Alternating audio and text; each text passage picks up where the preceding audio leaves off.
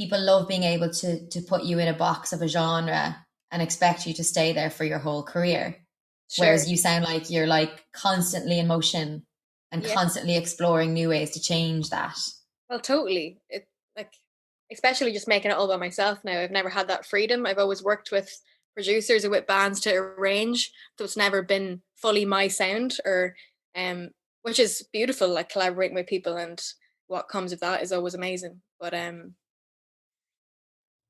yeah, I think it's important to change your sound all the time or you'll just get bored. And I'm only starting really. Like I know I've been doing it for 5 or 6 years, but I'm just really getting into it now, and I feel like I'm much better at it than I ever was. So I think the Yeah. sound will always change, and I wouldn't want to be one sound because I'm Yeah. not. Yeah, because there's Yeah. not And you are constantly growing and evolving as a person as well. exactly. So Yeah, yeah, how could you expect yourself to be creating the same thing? And that what you said there about like you're in it 5 years, but you feel like you're just starting. mm, It's such an interesting. Uh, it's it's such a good thing to voice mm, because I feel like, and this is a whole other topic that we could go into, but I feel like the music industry is an incredibly ageist industry, especially against women. And mm, it's like you're supposed to have all of your shit figured out by like 21, and mm, that's it. And yeah, it's like, I love now at the moment that there are women, they're like women that are in their 30s now coming out with like breaking in and coming out with the most fucking amazing material. And I'm like, mm, yes, queen. And I love seeing that space being created now because it takes a long time to totally, know yeah, who you are, what you want to say, and what your sound to be like. yeah, exactly, exactly. Like I'm 27 now, but I always would have thought that I'd like be on world tours by now, have my big fancy record label, um, be like, but I wouldn't have been ready had I done that when I was in my early 20s. I would have known what the fuck I was at. So I'm just getting to grips with it now. And if I was to sign with the dream label now, or if I was to have a fan base that would let me go on tour, I'd be ready now as an artist, as a performer, and as a human. So I think it's much like better that that didn't happen to me. And maybe it never will. But hopefully it does. And if it does, I'm ready for it now. Mm. I'm good at it now. But it's funny though, is I think people who are in necessarily in the arts or an artist as much as say you two are, I don't think they realize that the progression of your craft compared to like if you're an accountant or if you're a builder or sparks or whatever, there's gradual steps that you can see to improve in your career and kind of goals to achieve. But when you're an artist, you're constantly learning, constantly evolving, and you might be technically ready. You might have the skill set as a songwriter or the skill set as a musician or a producer, but emotionally, you might not be in any way, shape, or form ready or mature enough yet. And I think that's what's really unique about art is that it doesn't follow a timeline like traditional careers do. Hmm. Yeah, yeah, totally. Yeah, Yeah. and I think as well, like I don't know if you find this, but there's a lot of that stuff that I suppose there's a pressure to keep evolving. Do you feel Hmm. that? No.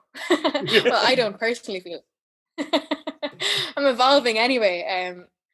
Do you mean in terms of the industry?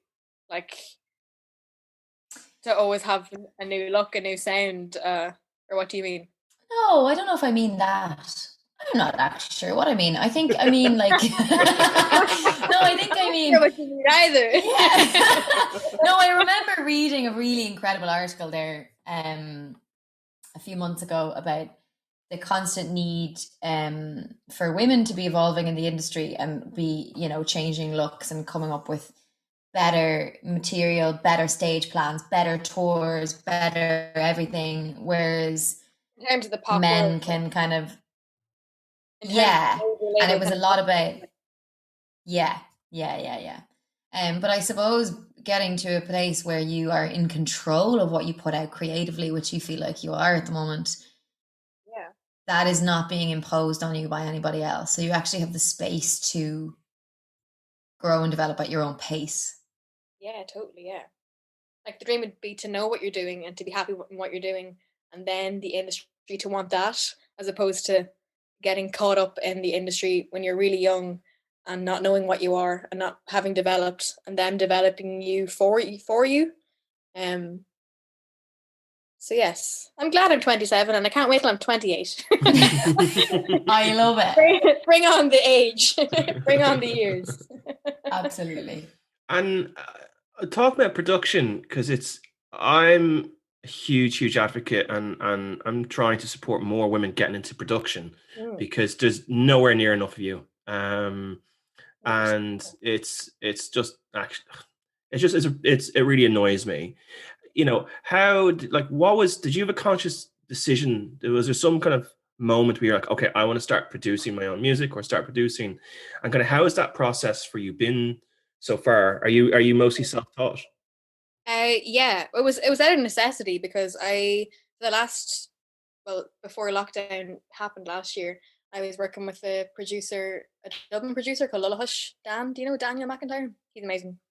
Um, so I worked with him on all my songs, and it was very much a collaborative experience and collaborative output.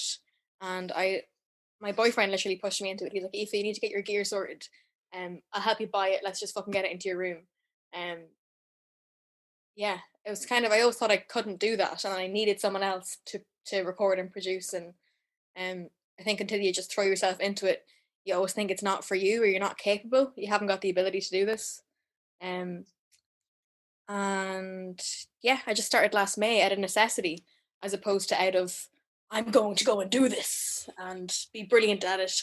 But then I felt like that afterwards. I was like, shit, why didn't I do this years ago? And I guess, yeah, what's the answer to that?